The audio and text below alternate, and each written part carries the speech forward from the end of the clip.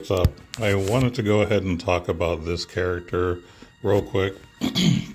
Not a whole lot to say, but I want to talk about her because I think that she has a lot of potential, specifically in PvP. So, what I will say is that if you're the kind of person that doesn't care about Arena or GVG, you're probably going to want to skip this character.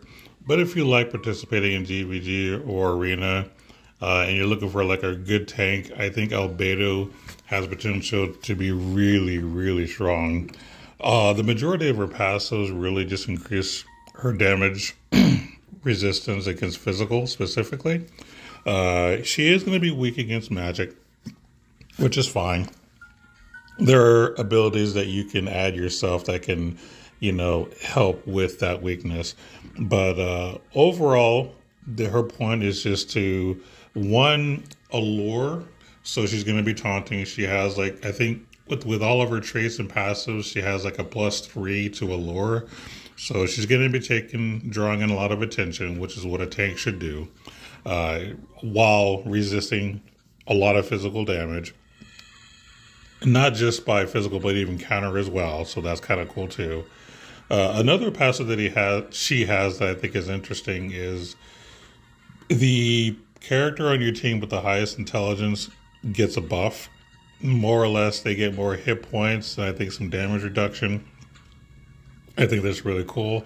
And I think the hit point increase is scales off of her hit points. So if you build her with a lot of like HP ups and maxes and stuff, that can help in boosting the maze that this ends up being applied to. You don't necessarily need to lean into that, but it's an option. Like if you have some extra SC after you do what your staples are in your build, you have like 4 or 5 SC left, I'd say dump it in HP and that'll be good to go, just to kind of have a little something to help your mage. But I think it's pretty cool. So not only does she do a good job of drawing aggro, at least on paper, she also can potentially protect your mage with the highest intelligence. So that's kind of cool. But as I said before, she's mainly a PvP character. I tested her like doing boss fights and stuff. She doesn't really do a lot of damage, I'll be honest. And that's okay. She's not meant to be a heavy hitter. So that's what she's there for. She's there to be a good tank for a PvP type scenario. And that's mostly it. But we can also talk about the arc as well. I'm going to pull up the collapse arc though, because mine's not level 15 yet. Actually, I just passed it. I also do have this arc, but I think it's like 11 or 12. But anyway, the trait's okay. The only thing that I don't like about the trait is the part of it that says physical attack damage to undead types -50%.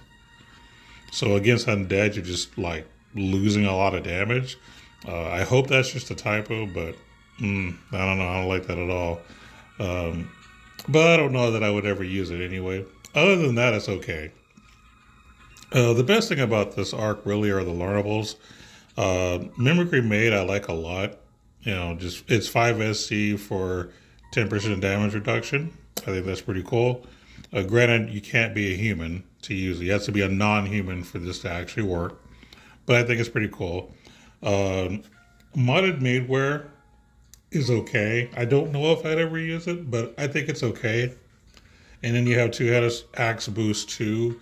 That's okay too. If you have extra SC to spare and you want to up your damage, I think that's okay. But I think the breadwinner of this is the Mimicry Made. I think that's a really, really strong ability.